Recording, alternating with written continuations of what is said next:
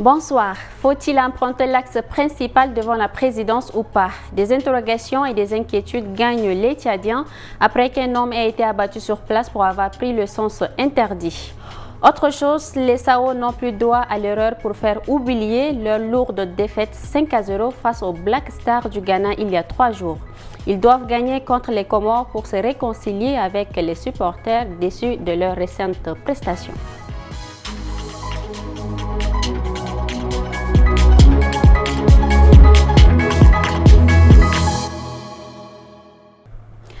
Bienvenue à tous. Sur l'axe menant à la présidence, la circulation reste une zone sensible où les règles sont strictement appliquées. Le week-end dernier, un homme a été tué pour avoir bravé l'interdiction de circuler dans un sens. Cet incident tragique a secoué les Tchadiens, déclenchant une vague d'indignation sur les réseaux sociaux. Dans les rues de la capitale ce matin, l'opinion semble presque unanime sur cette nouvelle tragédie. Nodimadi Perline et Alatarom Ghislaine. Il y a ceux qui continuent d'emprunter l'axe devant la présidence de la République et ceux qui préfèrent dévier à l'intersection devant le ministère du Plan.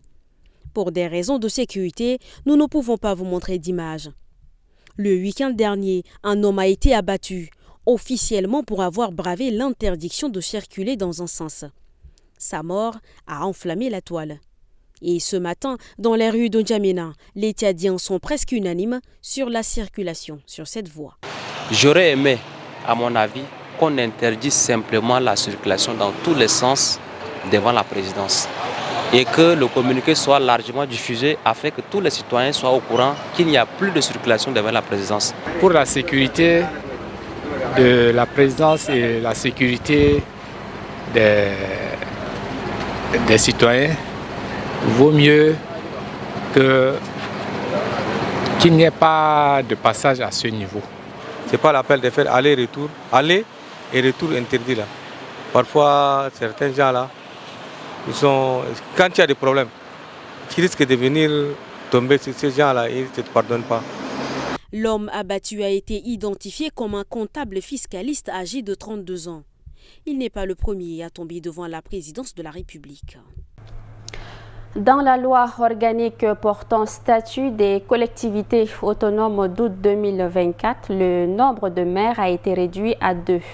Une nouveauté, la création des fonctions de secrétaire de séance. Le rôle au sein de l'exécutif communal a été abordé par le ministre de l'administration du territoire, Liman Mahamat, lors de sa première réunion tenue le 12 mars avec les maires de la ville de N'Djamena et ceux des arrondissements. Dans l'épaule, Erasson Mordim Leila. En secrétaire de séance et son adjoint, tous deux choisis par leur père conseiller, assistent les maires et travaillent de manière permanente dans la commune où ils sont élus. Lors de cette rencontre de prise de contact et d'orientation avec les responsables des nouveaux exécutifs communaux de N'Djamena et des arrondissements, le ministre Liman Mahamat a tenu à apporter des clarifications sur leur champ de compétences. Ils peuvent vraiment donc assumer d'autres charges qui peuvent être donc délégués. Par exemple, l'assistance du maire par rapport un peu au projet et programme donc, de développement au niveau donc, communal. Par exemple, également donc, le suivi de la mise en œuvre donc, des délibérations qui auront été quand même donc, rendues publiques, approuvées. Par exemple aussi, par rapport à la mobilisation donc, des recettes. Ils peuvent assurer donc, le suivi pour veiller à ce que la mobilisation donc, des recettes donc, au niveau communal soit maximale. Au vu de l'expérience passée, jalonnée par des querelles au sein des exécutifs, mettant en péril la mise en œuvre des politiques de développement, la tutelle instruit de ne pas créer d'amalgame ni des chevauchements des responsabilités.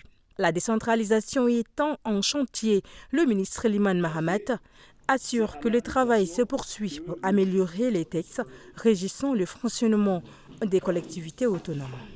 À Abéché, le marché central vibre au rythme des préparatifs festifs. Les commerçants, dans une ambiance animée, rivalisent d'ingéniosité pour attirer les clients. Les familles, quant à elles, prennent d'assaut les allées du marché pour dénicher les plus beaux articles. Brahim Adam nous plonge dans l'engouement du marché. Habib Anguini pour le rendu. Le marché central d'Abéché est en ébullition.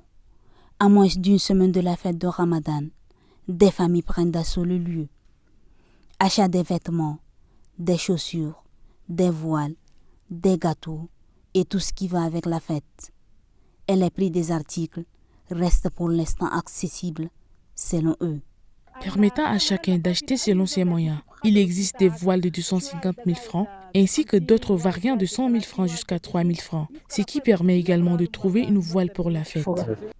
Les commerçants, eux, profitent de cette occasion où la demande est forte pour tirer leur épingle du jeu. Ici, les prix sont accessibles à tous. Nous proposons des chaussures à des tarifs abordables. La paire de chaussures la plus onéreuse coûte 8 000 francs, tandis que la moins chère est à 2 500 francs. Pour le bon déroulement des choses, des policiers municipaux sont déployés sur le terrain. Leur mission, garantir la sécurité des personnes et de leurs biens.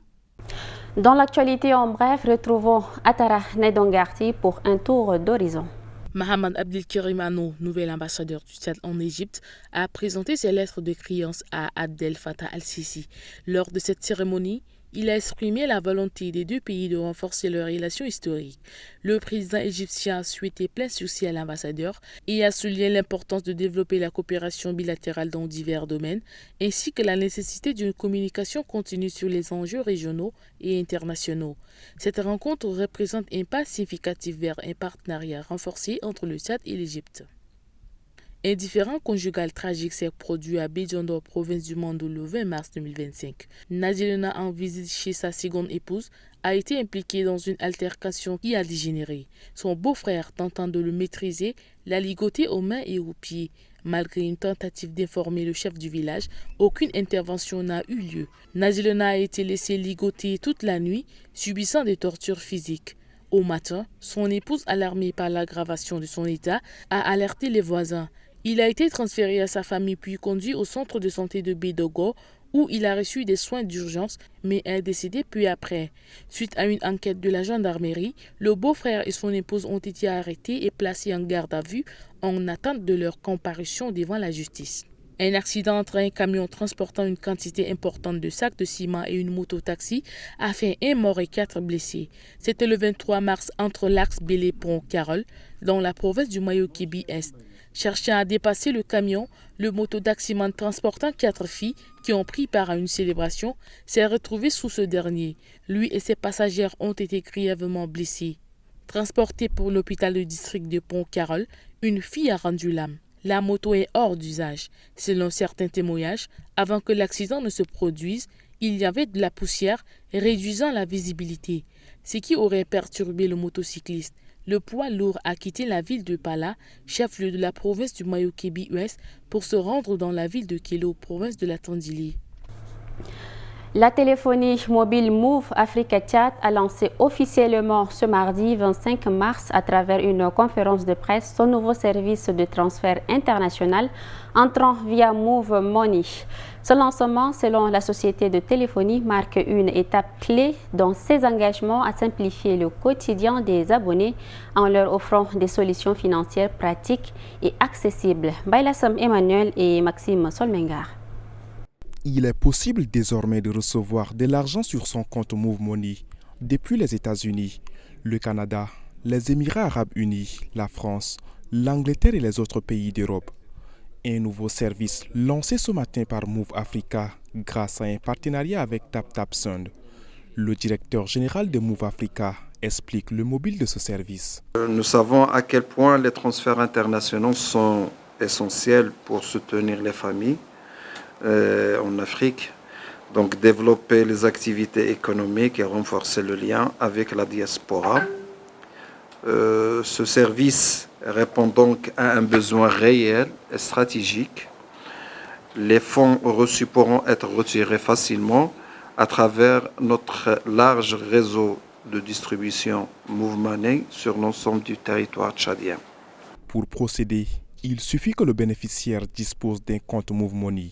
Pour l'expéditeur, il faut passer par l'application TapTapSend et suivre les démarches pour effectuer la transaction. L'envoi est gratuit. Les abonnés peuvent composer le 4040 pour plus d'informations. En sport, après une décennie de répit, les Sao ont une nouvelle fois subi une défaite cuisante. Cette fois contre le Ghana, un revers qui fragilise encore plus la position de Tahir Zakaria, le sélectionneur, dans un contexte déjà tendu. Pour espérer se relever, il faudra une performance de taille face aux Comores, une équipe qui n'a pas encore fait de cadeaux lors du premier affrontement. Yves Ismaël. La dernière équipe à avoir infligé une lourde défaite au Sao était l'Égypte de Mohamed Salah sur un score de 5-1 à N'Djamena. 10 ans plus tard, le Ghana récidive, mais cette fois sans même concéder un but d'honneur aux Tchadiens. Un revers sanglant pour le nouveau sélectionneur Tahir Zakaria qui espérait faire taire les critiques concernant sa nomination. Privé de ses cadres, parti en contestation après l'éviction de Kevin Nikez, son équipe composée uniquement de joueurs locaux n'a pas résisté face aux Black Stars. Une défaite vivement critiquée. Ce soir, face aux Comores, l'optimisme est faible dans les rues de N'Djamena. Cette fois-ci, avec le Comores, je ne pense pas qu'ils vont relever les défis.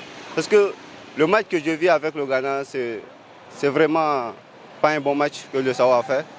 Concernant le match face à Comores, je ne vois pas l'impossible, puisqu'en football, tout est possible, mais notre pays, le Tchad, moi j'ai confiance ce jeu. Ce sont des jeunes, donc ce sont des jeunes qu'on peut l'encourager avec des paroles. Et ce qui est sûr, Comores, il n'y a rien en face, on peut même les gagner si seulement il y avait l'engagement vraiment.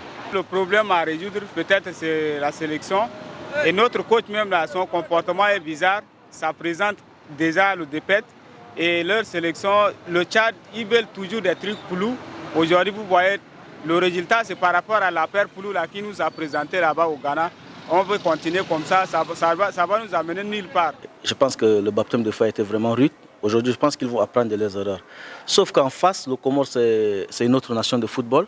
C'est une nation déjà qualifiée pour la Coupe d'Afrique au Maroc 2025. C'est un autre niveau en termes de classement FIFA. Ils sont 132e alors que nous sommes très loin. 173e dans le classement FIFA. Ça fait que le niveau, au niveau du classement, ne sont pas équilibrés. Pour se relever, Tahir Zakaria et ses hommes n'ont pas le choix. Il faudra impérativement battre les Comores, un adversaire qui a déjà dominé les Sao 2-0 lors du match aller de ces éliminatoires de la Coupe du Monde. Et c'est avec Yves Ismaël que se referme cette édition. Merci à vous de l'avoir suivi. Bonne suite de programme.